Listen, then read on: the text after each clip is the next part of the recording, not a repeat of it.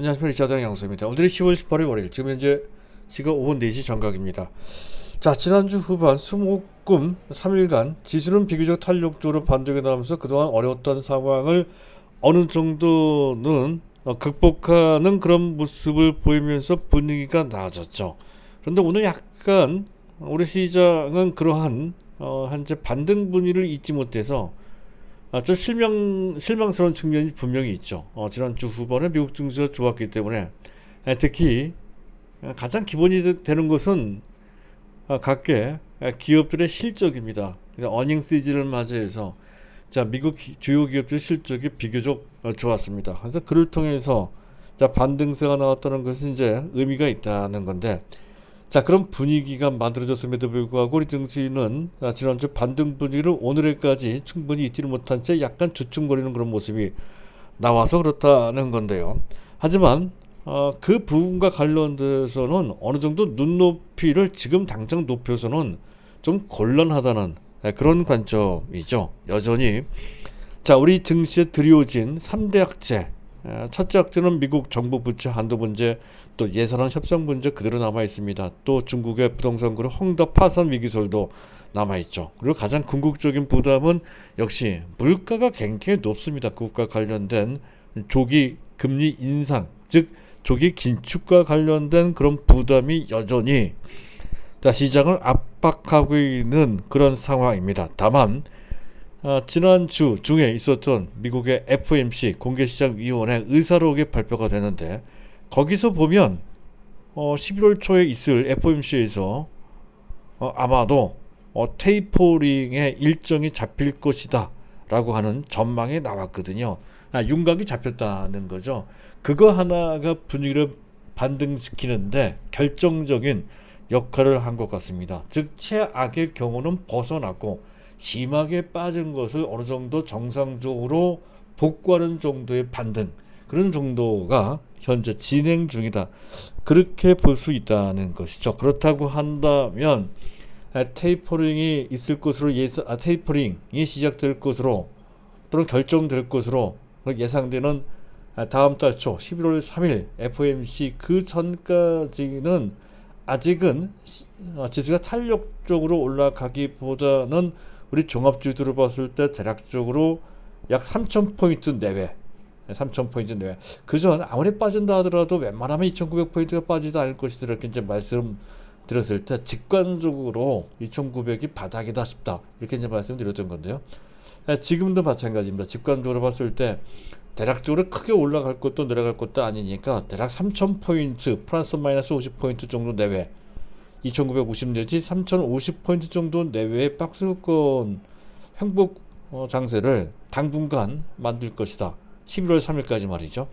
그리고 그 이후에 FOMC에서 테이퍼링의 일정이 확정이 되는 그 순간부터 시장이 풀어질 가능성이 높다 하는 그런 관점인데, 그 이유는 아마도 연말 장세 실적과 관련되어 있기도 하죠. 실적의 결과는 미국도 한국도 괜찮습니다. 그리고 연초 장세로 연결될 수 있다라고 하는 그 기대감 때문에 장이, 즉 지수가 올라가는 장세, 지수 상승 장세 내지 대형주 장세가 될 소지가 있다는 거죠. 일단 그런 그림을 그려놓고 볼 필요가 있겠습니다. 그 전까지는 아무래도 지수가 좀 막혀 있을 때니까 시가총액 최상위 종목군들, 자, 우리 종목 중 F4 종목 중에서 특히 지수에 연관돼서 가장 중요한 종목들은 삼성전자죠. 삼성전자, 또 우리 입장에서 봤을 때는 삼성바이오로직스, 그리고 네이버 같은 종목들, 그리고 뭐 LG 화학 같은 종목도 그에 해당이 될 건데요. 어찌됐든 이들 종목에 대해서는 단기적인 주가 탄력성에 대한 기대를 크게 가져서는 안 될 것 같습니다. 다만 추세적으로 장기적으로 안정적인 투자를 하고자 하시는 분들은 너무나도 당연히 현재 있는 물량 그대로 보유할 뿐만 아니라 안 갖고 있거나 또는 부족하거나 하시는 분들은 너무나도 당연히 무조건 매수 보유를 해야 된다는 거죠. 단기 추세로 봤을 때는 현재 SKC 쪽에 계속 초점을 좀 맞춰 주실 필요가 있겠고, F4 중에서. 그리고 제 2선 종목들도 오늘 괜찮았어요. 일단 테마주 중에서 보면 자이언트 스텝 같은 종목들이 좋았고요. 또 그 전부터 말씀드렸던 하나마이크론 같은 종목도 괜찮았습니다. 하나마이크론도 거의 신고가 개념, 신고가까지는 아직 돌파하지 못했습니다만 그 근처로까지 올라왔죠. 또 자이언트 스텝 같은 종목도 꽤 많이 올라와서 상당폭 이것도 조금 더 올라오면 신고가가 나오게 생겼네요. 어쨌든 이들 종목도 있고 SKC도 현재 바닥을 찍고서 턴 어라운드 되는 것 같죠. 자, 그리고 또 한 가지 더 말씀을 드릴 것은 만약에 현재 나스닥 소문이 좀 약한데 어쨌든 미국 증시도 또 그 이에서 한국 증시도 조정을 좀 받는다. 다시 또 조정을 받는 그런 분위기, 약간 지수가 약한 그런 모습을 보일 때를 대비하기 위해서는 이런 종목도 괜찮은 것 같아요. 특히 유가 상승과 관련돼서 항상 봐야 되는 종목이 S51과 그리고 현재 OCI라는 거죠. OCI 기술적으로 봤을 때 맥점에 있는 상태입니다. OCI 이런 종목들을 단타 대상으로, 꼭 단타 종목도 아닙니다. 이 실적과 연관돼서 추세적으로도 의미가 있는 종목들이라는 거죠. 그런 종목도 약세장에 아주 적절한 대안이 된다는 것까지를 염두에 두면 내일 시장 상황에 따라 맞춰서 필요하면 매수 결정을 할 필요가 있다 하는 관점을 먼저 설명드리면서, 자, 오늘 제가 준비한 내용은 2차전지 관련주 중 현재 일단 무조건 SKC 최우선이죠. 1+1 SKC와 두 번째 종목은 대주전자재료인데 오늘은 대주전자재료는 생략하도록 하겠습니다. 워낙 자주 말씀을 드렸던 종목이니까 그것 빼고요. SKC를 먼저 설명드리고 나서 두 번째 종목은 세 번째 종목 1+1+1에서 세 번째 종목 나노신소재를 잠깐 언급을 좀 해드릴 필요가 있겠어서 그 점 말씀드릴 거고요. 자, 그리고 메타버스 관련주들이 좀 올라왔죠. 메타버스 관련주 중 자이언트 스텝과 관련돼서 잠깐 또 언급을 좀 해드리고, 그리고 마지막으로 현재 나노신소재는 말씀드렸죠. 그거 말고요. 하나마이크론, 하나마이크론 투자 포인트 쉽게 팔아서는 안 된다는 거죠. 기술적으로 다소 부담이 되는 위치까지 올라왔지만, 자, 이 종목은 그렇게 단타를 할 종목이 아닙니다. 왜 그런지에 대해서 설명을 드릴 필요가 있겠어서 이 세 가지 종목에 대해서 간략하게 설명하는 시간을 갖도록 하면서 마치도록 하겠습니다. 자, 오늘도 일단 이슈부터 점검을 해보도록 하죠. 지난주에 FOMC 의사록이 발표가 돼서 테이퍼링 일정과 관련된 윤곽이 잡혔다는 건데 11월 3일 날 아마 그 구체적인 일정이 제시가 될 것 같습니다. 해서 빠르면 11월 중순, 늦어도 12월 중순경에 테이퍼링이 시작될 것이고 내년 중반쯤 돼서 완료될 것이다 라고 하는 윤곽이 잡혔다는 건데, 이 자체로 시장이 안정됐다는 것이 매우 중요한 포인트가 된다는 거죠. 그리고 테이퍼링이 확정됐을 때 그때부터 시장이 달라진다는 거죠. 긍정적으로 말이죠. 자, 그리고 미국의 9월달에 CPI 소비자 물가 지수입니다. 상당히 높아요. 5.4%나 됩니다. 중국의 PPI 생산자 물가 지수 9월달입니다. 이건 더 높아요. 10.7%나 됩니다. 26년 내 최고치 수준까지 현재 치솟아 올라가 있는 상태죠. 특히 생산자 물가 지수는 경기 선행성을 갖고 있는 매우 중요한 지표입니다. 이렇게 높다는 것은 차후 소비자 물가에도 상당한 부담을 준다는 것을 예고한다는 것에서 전체 현재 물가에 대한 현재 압박을 현재 가하고 있는 그런 상황이다 하는 건데, 중국뿐만 아니라 미국도 그 부정적인 영향을 받을 수가 있어서, 자, 이 점은 예의주시할 필요가 좀 있겠습니다.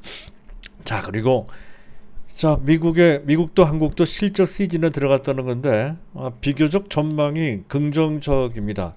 자, 우리나라만 하더라도 2021년도 전체 실적 전망이 FN카드에서 이제 나오고 있는데요. 4대 그룹주들이 모두 약진하고 있다는 것이 가장 뚜렷한 특징이라는 것이죠. 자, 그 중에서 삼성전자 금년 전체 실적입니다. 52조 6천억 정도. 당초 제가 예상했던 것이 51조 내지 53조 정도를 봤던 건데요. 그 범주 내에서의 합격점이죠. 작년 동기 대비 무려 46.3%나 급증했다는 건데, 아마 내년도 실적이면 60조 정도 될 것으로 예상이 된다는 건데, 그렇게 되면 2018년도 사상 최고의 실적을 능가하는 신기록을 세운다는 건데, 어찌됐든 금년 실적만으로도 이미 사상 두 번째 높은 실적이라는 거죠. 현재 삼성전자 주가는 여전히 지지부진하지만 실적으로 봤을 때는 좀 억울할 정도로까지 실적 주가가 좀 상대적으로 부진한 편입니다. 시장 상황과 관련돼서 좀 그렇게 억울한 점을 당한 측면이 좀 있죠. 자, 그래서 더욱더 갖고 계신 분들은 눈 하나 깜짝하지 말고 어차피 장기 종목이니까 계속 밀고 나가시면 된다는 것을 다시 한번 드리고자 합니다. 자, 그리고 SK하이닉스 12조. 이것도 대단한 거죠. 작년은 거의 2배 반 정도 되고요. 포스코도 8.5조. 원래 3조 내지 4조 정도만 해도 좋다 했던 건 2배에서 나올 것 같고, 전대차도 3조 정도밖에 안 되는데 7.3조. 또 HBM은 더 놀랍죠. 뭐 적자했다 흑자로 6.2조나 되고, LG화학도 2조 내지 3조밖에 못하는 데인데 6조나 나온다는 거죠. 그리고 기아차 5조 4천. 그것도 한 2배, 3배 정도 나옵니다. 대부분의 이런 종목들의 실적이 좋아요. 다만 네이버는 1조 3천억 정도로서 작년 동기 대비 10% 정도 신장. 원래 네이버는 실적이 가파르게 좋아지는 그런 사업 구조를 갖고, 사업 성격을 갖고 있는 그런 업체가 전혀 아니죠. 꾸준하게 상승을 하되 어느 순간 모멘텀이 닿게 되면 탄력적으로 현재 실적도 크게 향상되는 어떤 모멘텀을 갖게 된다라고 하는 유력한 전망을 가질 수 있을 뿐입니다. 어찌됐든 네이버는 무조건 매수해야 되죠. 갖고 계신 분들은 무조건 갖고 있어야 되고요. 네이버에 대해서 걱정할 필요는 전혀 없습니다. 오히려 이때가 매수할 기회다는 건데, 이왕 얘기가 된 김에 차트를 한번 보시도록 하시죠. 지금 보면 차트가 상당히 안정적입니다.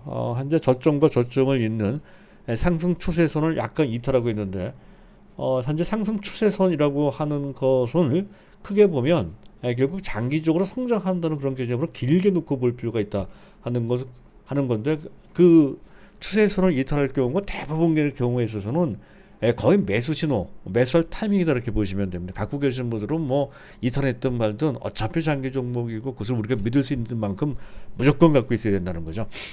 자, 그렇고 이건 뭐 누차 얘기하는 종목이니까 뭐 구체적인 내용은 오늘은 뭐 생략을 하도록 하겠습니다. 그리고 반도체 겨울론이 계속 나와요. 반도체 관련주를 갖고 있는 입장 봤을 땐 짜증나는 그런 뉴스가 될 텐데요. 이런 고비를 다 넘겨야 될 것 같습니다. 애플 아이폰 13이죠. 아이폰 13 생산량을 1000만 대 줄일 정도로까지 반도체, 특히 AP라고 하죠.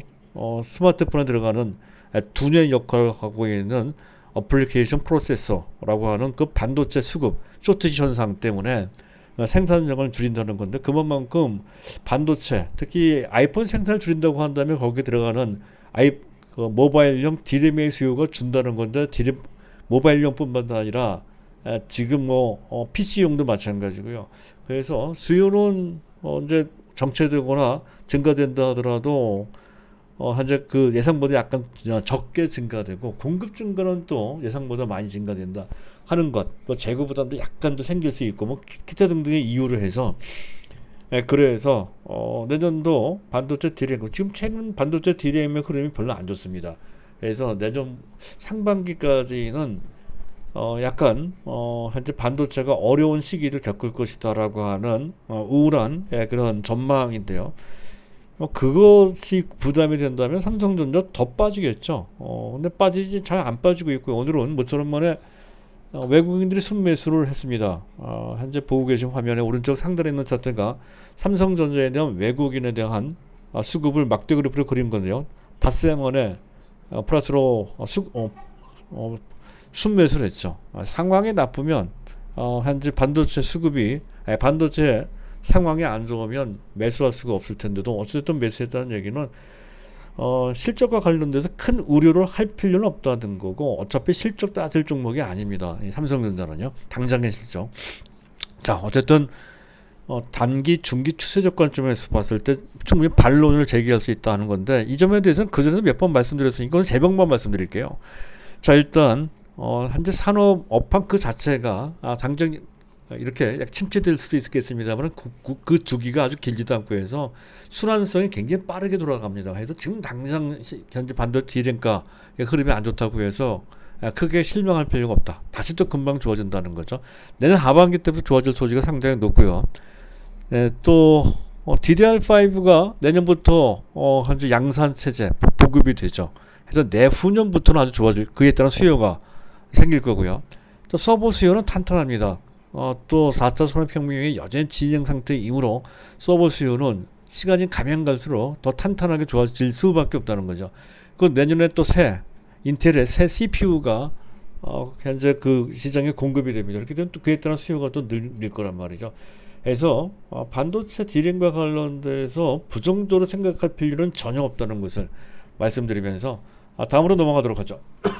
자, 미국의 국제 10년물 금리가 1.6, 이거 좀 올라와서 이거는 약간 부담이 됩니다. 아마 테이퍼링과 관련돼서 다소 몸을 움츠리는 것으로 또 물가도 좀 올라오고요. 그래서 10년물 금리 1.6 정도로 올라왔다는 건데, 이게 올라가면 올라갈수록 방향 자체는 크게 나쁜 것은 아닙니다. 하지만 1.7 넘어 1.8까지 가면 더 다소 부담이 됩니다.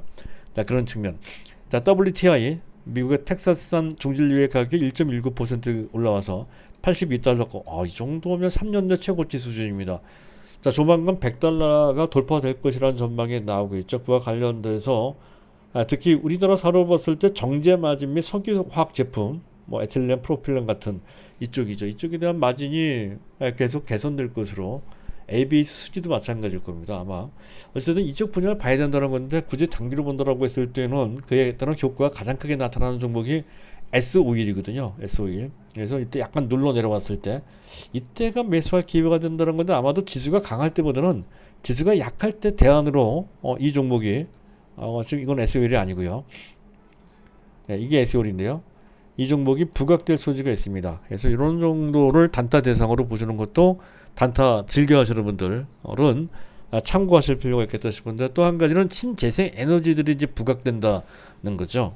현재 최근 OCI가 약간 주춤되고 있는데, 아마도 지수가 반전되니까 그래서 그랬던 것 같습니다. 이제 하지만 OCI도 현재 지금 유가가 올라가는 만큼 또 폴리실리콘 가격도 최근 흐름이 좋거든요. 실적과 관련돼서도 어느 순간 부각될 소지가 높으므로 최근 약간 조정받았을 때가 안 갖고 계신 분들은 매수할 타이밍이 된다 싶은데, 그 상황에 맞춰서 선택할 그럴 대상이라고 판단이 됩니다.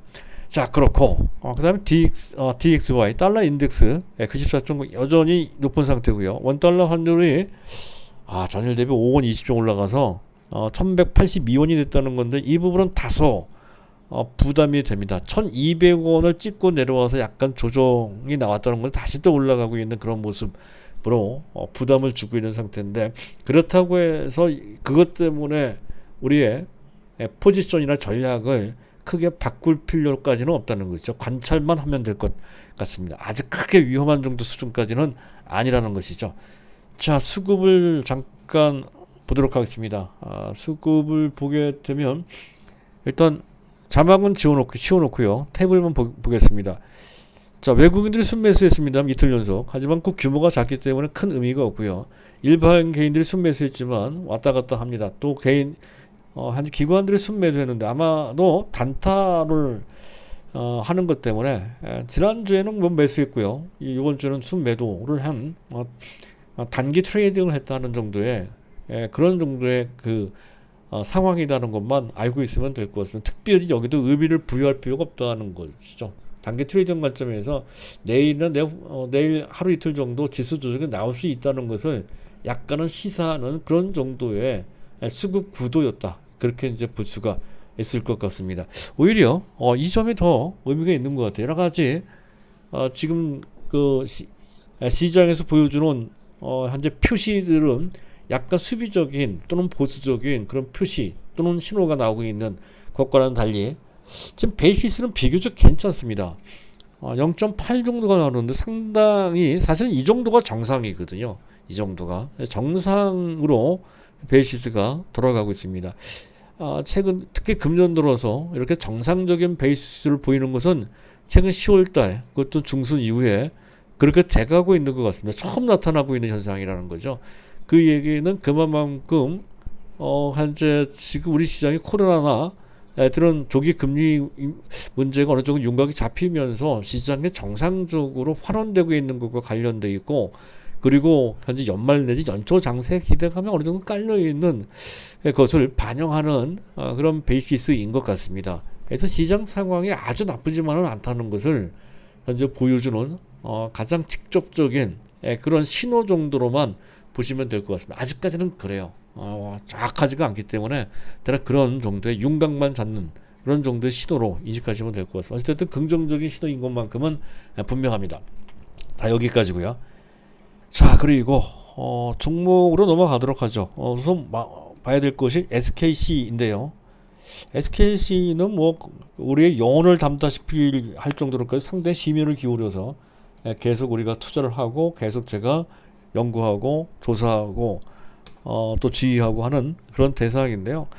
뭐 그 전 SKC의 인베스터 데이와 관련돼서 요약을 해드린 내용에 대해서는 충분히 말씀을 드린 바 있었습니다. 자막을 올려놓을 건데요. 그 자막을 통해서 그 내용을 검색을 좀 해보시기 바라고 중요한 것만 오늘 제가 말씀을 드릴까 합니다.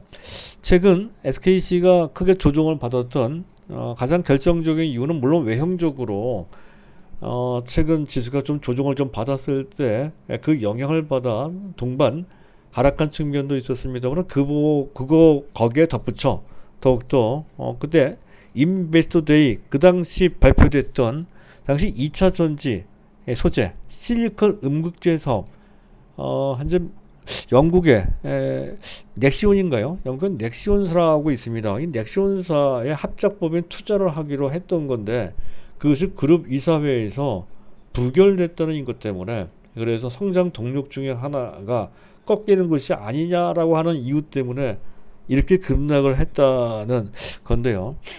그 부결된 이유가 있었습니다. 중복 투자.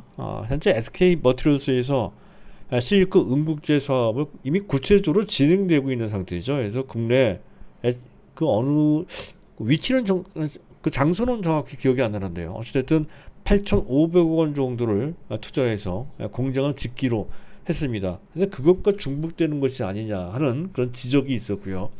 그리고 현재 지금 넥시온이라고 하는 영국의 현재 실리콘 음극재가 갖고 있는 신국계 음극재사가 갖고 있는 그 기술력이 충분히 기술 검증 및 시장 검증이 안 돼 있다는 것이죠. 아직까지 좀 트랙 레코드가 나와 있는 것도 아닌데 아직 검증되지 않는 기술에 투자를 하는 것은 다소 시기적으로 너무 이른 것이 아니냐라고 하는 지적이 있었습니다.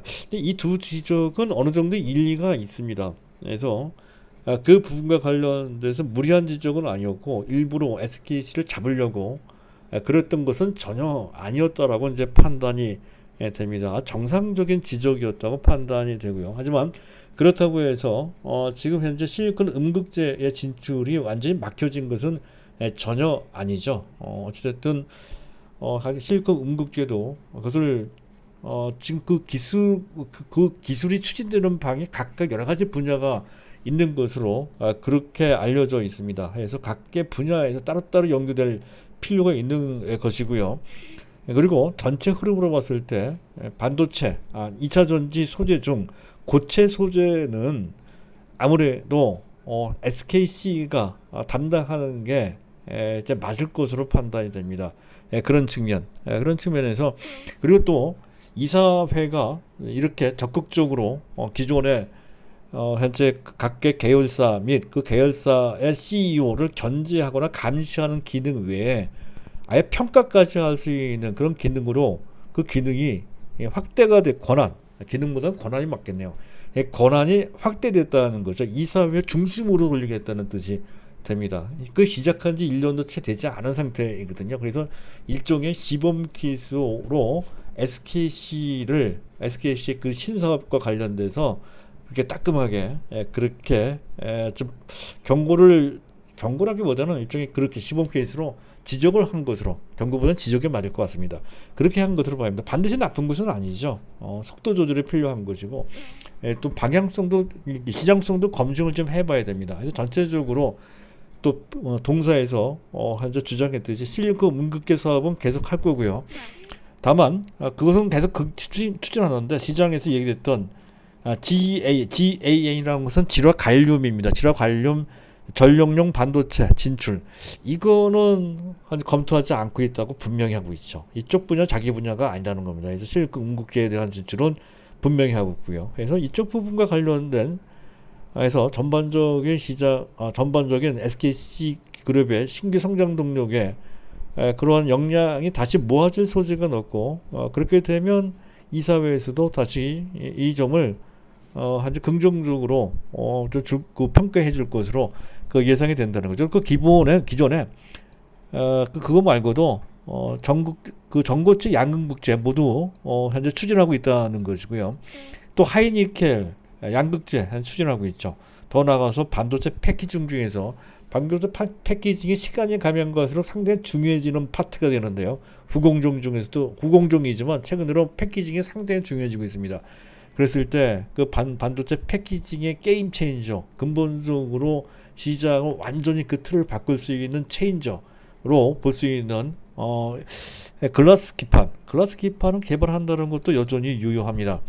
그런 측면, 기타 등등 그 전 얘기 나왔던 즉 인베스터 데이에 나왔던 그 전반적인 시장 성장 동력 하나하나가 전혀 훼손 없이 여전히 유효한 그런 상태입니다. 실적도 현재 탄탄하게 좋아지고 있는 상태이고 특히 주력으로 삼고 있는 동박과 관련된 전망은 상당히 좋은 환경도 좋고 말이죠. 그래서 총 25만 톤 얘기 제가 말씀드린 바 있었죠. 그래서 글로벌 탑이 될 것이라는 건데 이미 그 부분까지 와 있는 상태이고 그 격차를 더 넓히는 그런 상황 속에서 독보적인 그쪽 분야의 존재가 된다는 것 이상으로 아까 얘기했던 그러한 성장성까지 현재 가미가 돼서 미래 SKC가 그려진다는 건데요. 그랬을 때 SKC의 2025년까지입니다. 공식적으로 공표한 그들의 계획은 한 기업가치 60조를 만든다고 했던 거죠. 기업가치 60조, 현재 6.2조, 현재 시가총액의 5배 정도 되는 수준입니다. 2025년이니까 불과 4년도 채 남지 않은 상태인데요. 4년 내에 현재 주가의 5배 정도까지 올리겠다라고 하는 포부를 밝힌 거거든요. 그렇다고 한다면 다른 그룹도 아니고 SK 그룹 내에서 그 조효사가 그렇게 공언을 했다면 그렇게 된다고 믿어주는 게 합리적이지 않을까 그렇게 판단이 됩니다. 그래서 지금 점재 시점에서 봤을 때 제가 추천했던 가격이 3만 원대 정도였던 건데요. 이제 절반 온 것으로 판단이 됩니다. 그리고 많이 올라간 상태 더 올라가기가 쉽지 않으니까 사실 절반도 아니죠.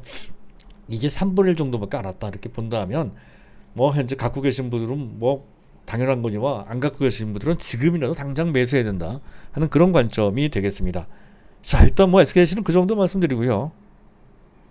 자, 그리고 그 다음 종목으로 넘어가도록 하죠. 자이언트 스텝을 할까요? 자이언트 스텝을 잠깐 넘어가도록 하죠.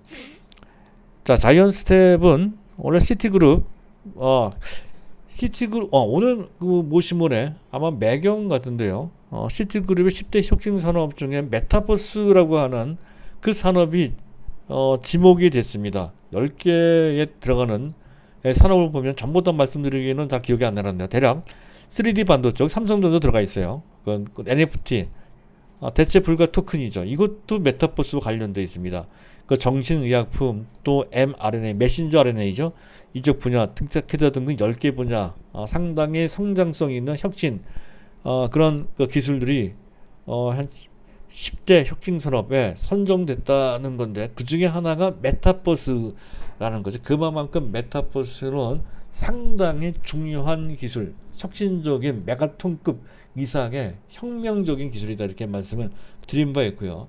그만큼 테마 강도가 세고 수명도 길다 말씀드렸죠. 이슈도 많습니다.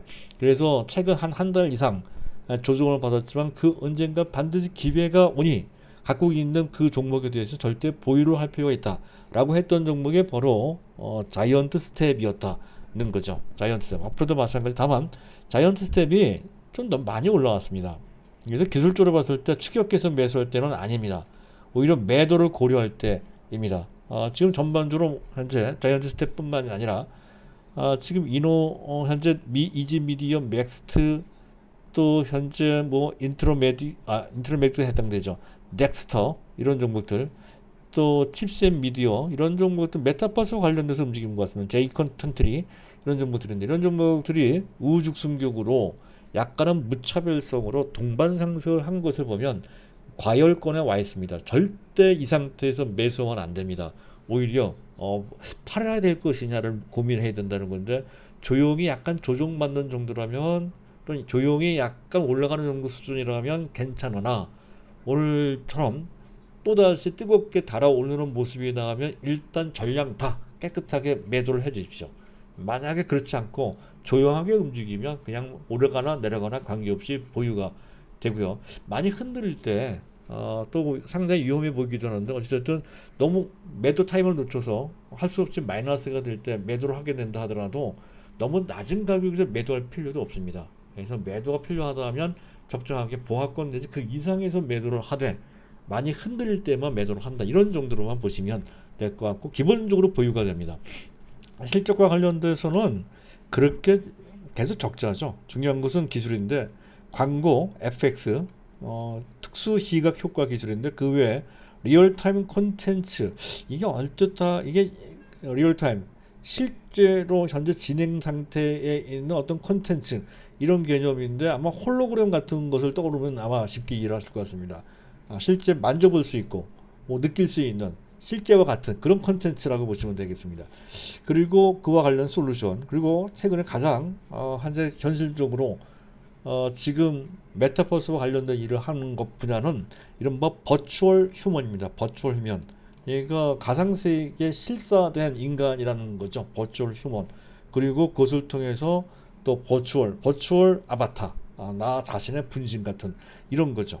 이런 걸 하고 있습니다. 이미 시작하고 있다는 거죠. 그래서 사실은 메타버스와 관련된 산업에 깊숙이 들어가 있는 상태라는, 그리고 동사에서도 그 점을 상당히 강조하고 있는 상태이죠. 그것과 관련돼서 가상 팬미팅 이미 한 바 있고요. 또 게임 쪽으로 진출하고 있고, 엔터 등 기타 등등 메타버스의 각 영역에 다방면에 걸쳐 진출을 하고 있고, 그와 관련된 긍정적인 전망을 갖고 있다는 측면에서 역시 중요한 메타버스 테마주인 것만큼은 분명합니다. 하지만 앞서서 말씀드린 너무 많이 올라갔어요. 그러니까 지금 쫓아가면 안 되고 매도할 거냐 아니냐 하는 점, 그리고 만약에 매수한다라고 했을 때 조금 더 조정을 좀 받은 다음에 좀 숨 고르고 난 다음에 그때 가서 타이밍을 노리시는 게 합당할 것이다, 이렇게 판단이 돼서 말씀을 드리고요. 자, 그리고 나노 신소재도 말씀을 드리죠. 위에 나노 신소재가 있네요.